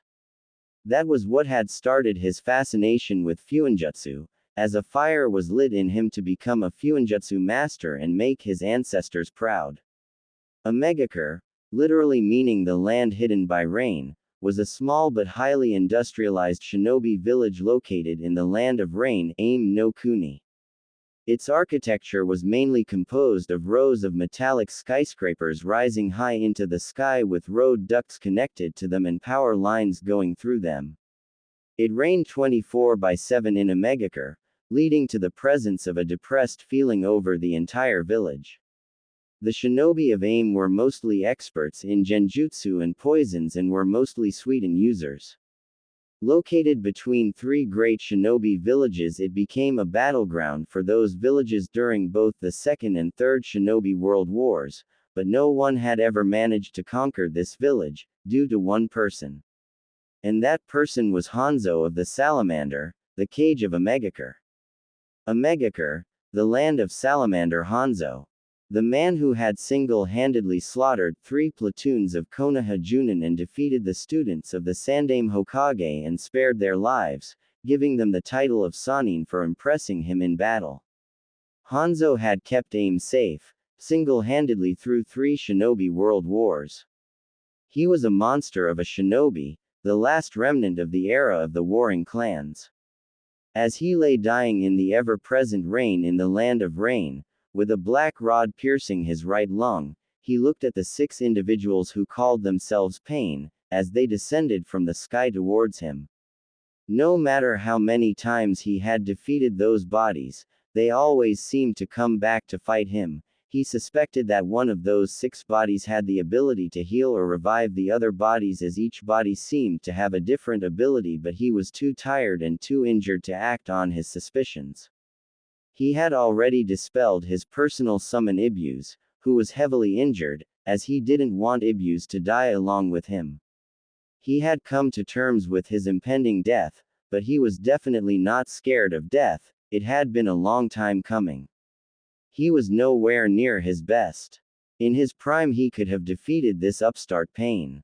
There were only a few shinobi in history who were his equal or betters. Among them were the first 4 Hokage, the Sandaime Raikage, Uchiha Madara. He recognized this Pain as the leader of the mercenary group Akatsuki that had been leading a resistance against him. This upstart Pain may claim to be a god, all he wanted, but Hanzo knew that there had only ever been one true god of shinobi, and that was Hashirama Senju. It had taken nearly 15 S-ranked shinobi to him, and that too when he was not at his best. And Hashirama had still taken all of them except 1 or 2 with him to the grave.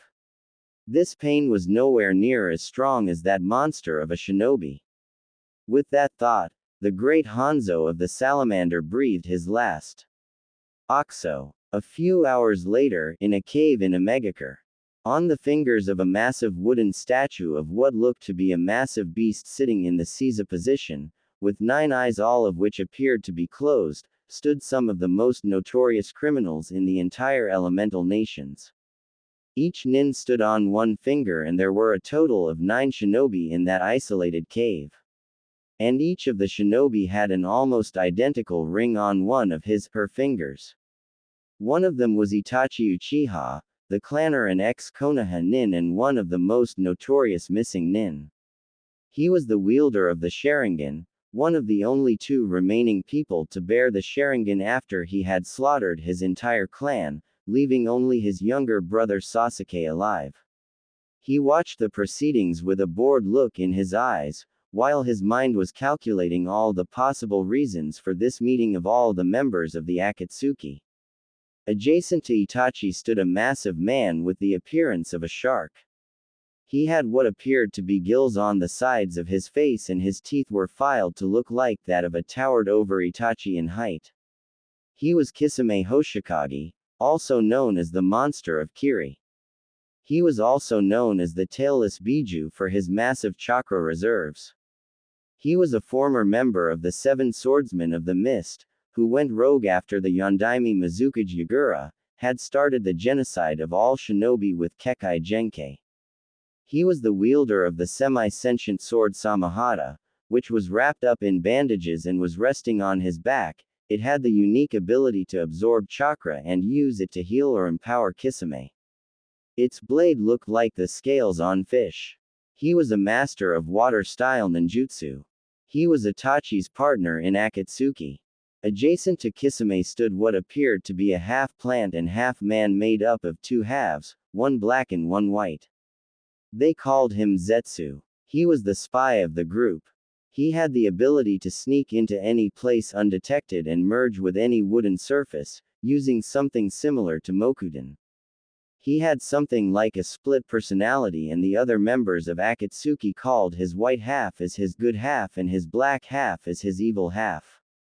He could spawn clones looking like him, but they were all completely head appeared to be coming out of what looked like the head of a Venus flytrap.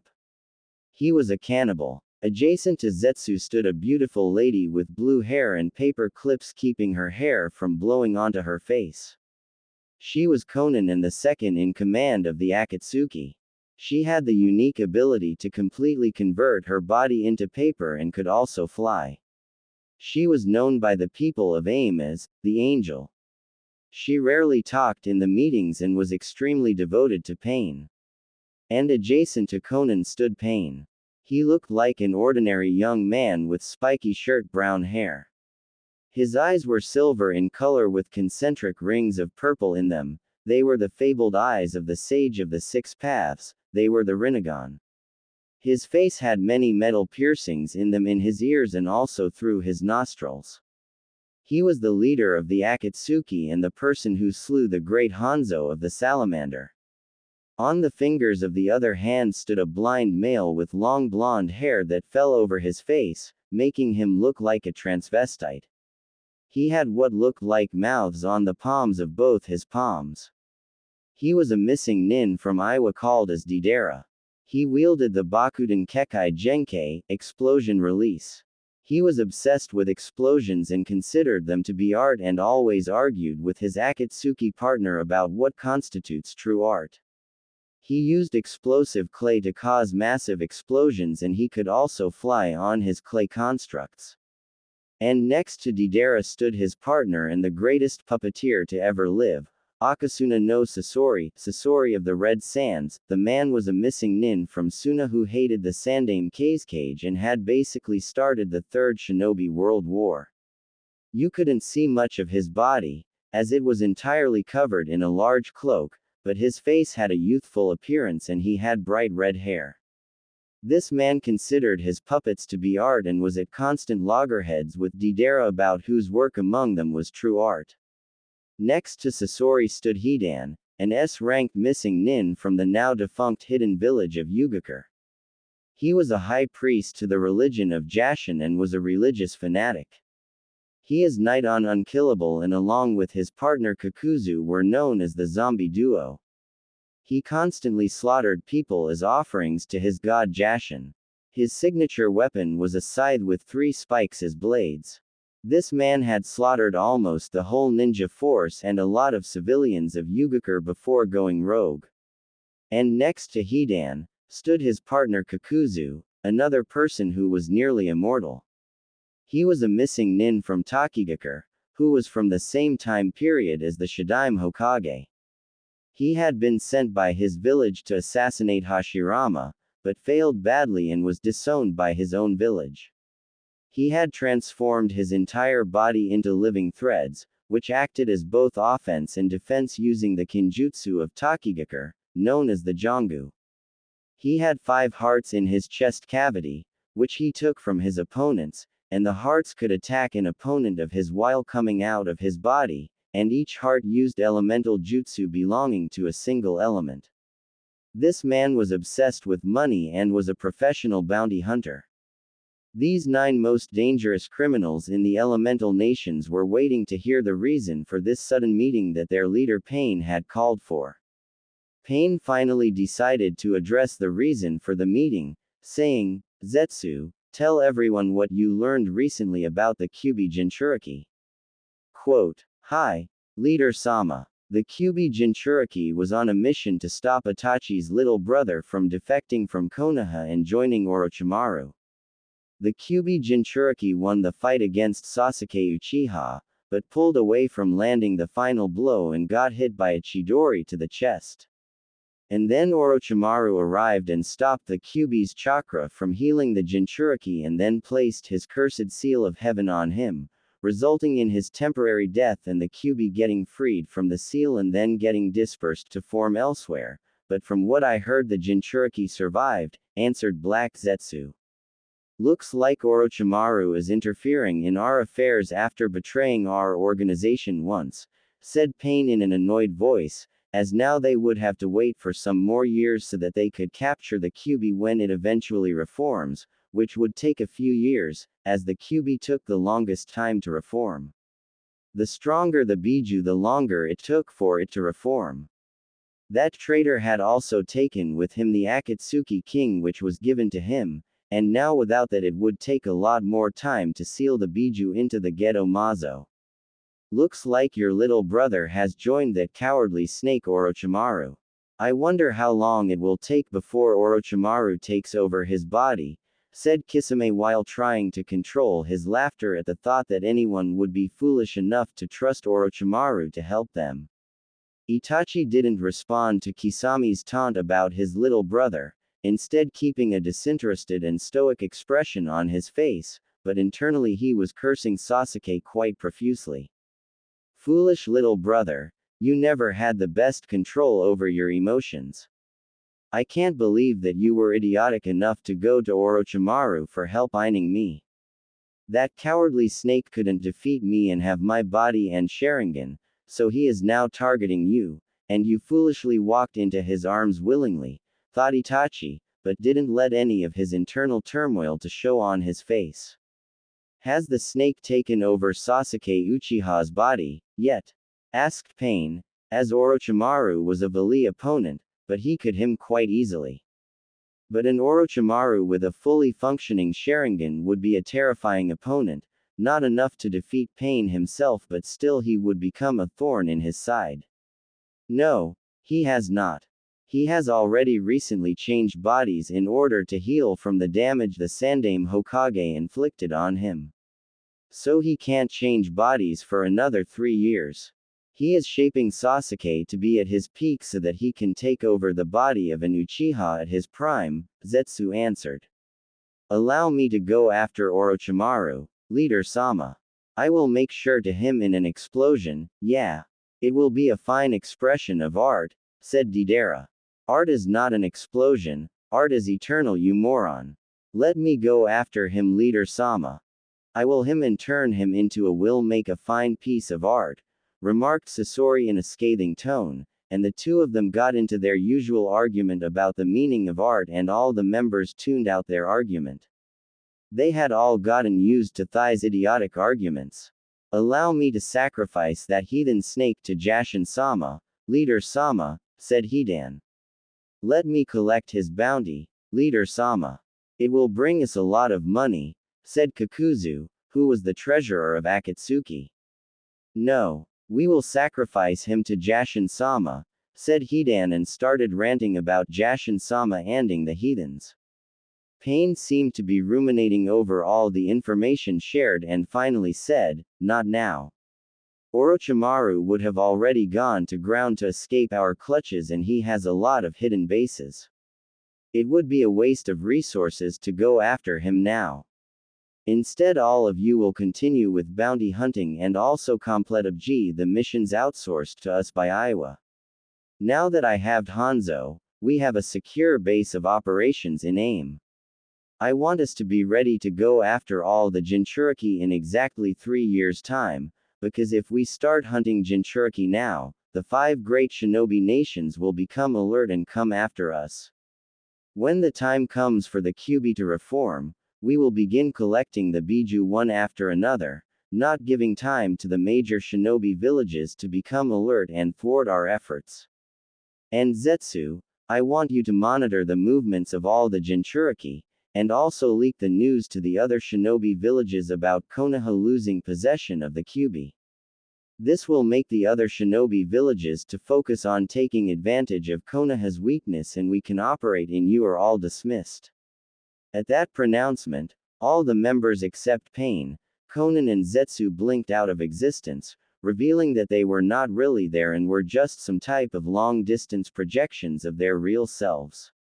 As all the other members disappeared, a person wearing the classic Akatsuki cloak and a large orange mask with a spiral symbol on it along with an eye-hole appeared in the cave from some sort of a wormhole. So you heard the news then, Madara? Asked Pain, addressing the person who just appeared. Yes, I heard everything. But it is not a significant problem. We are anyway not ready to take on the might of the 5 major shinobi villages.